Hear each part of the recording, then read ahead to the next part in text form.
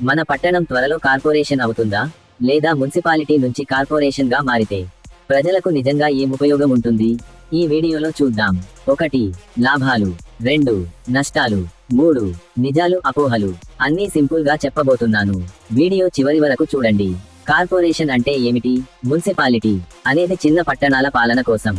జనాభా బాగా పెరిగి విస్తీర్ణం పెరిగినప్పుడు ప్రభుత్వం ఆ పట్టణాన్ని మునిసిపల్ కార్పొరేషన్ గా అప్గ్రేడ్ చేస్తుంది.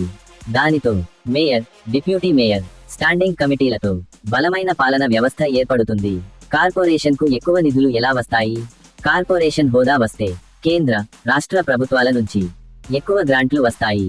1. Smart city. 2. Amrut scheme. 3. Metro, ఫ్లైఓవర్లు. 4. Underground drainage. ఇవన్నీ కార్పొరేషన్లకి ఎక్కువగా దక్కే ప్రాజెక్టులు.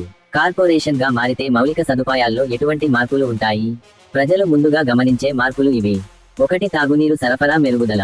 2. వరద సమస్యలకు డ్రైనేజీ పరిష్కారం. 3. సిమెంట్ రోడ్లు, LED స్ట్రీట్ లైట్లు. 4. పార్కులు, ఓపెన్ జిమ్స్. పట్టణానికి ఒక కొత్త లుక్ వస్తుంది. కార్పొరేషన్ పరిధిలో ఆరోగ్యం మరియు పరిశుభ్రత ఎలా ఉంటుంది? ఆసుపత్రులు, డిస్పెన్సరీలు పెరుగుతాయి. 1. చెత్త సేకరణ పక్కాగా అమలు అవుతుంది. 2. దోమల నివారణ. 3. వ్యాధుల నియంత్రణ. స్వచ్ఛ భారత్ లాంటి పథకాలు సీరియస్ గా అమలవుతాయి. కార్పొరేషన్ పరిధిలో విద్య మరియు సంక్షేమం ఎలా ఉంటుంది? 1. Corporation schools. 2. Community halls. 3. పేదలకు సంక్షేమ పథకాలు అన్ని ప్రజలకు దగ్గరగా వస్తాయి. కార్పొరేషన్ పరిధిలో ఉద్యోగాలు మరియు వ్యాపారాలు, నగర అభివృద్ధి. ఉద్యోగాలు కూడా పెరుగుతాయి. 1. నిర్మాణ రంగం. 2. చిన్న వ్యాపారాలు. 3. Real estate. యువతకు మంచి అవకాశాలు పెరుగుతాయి.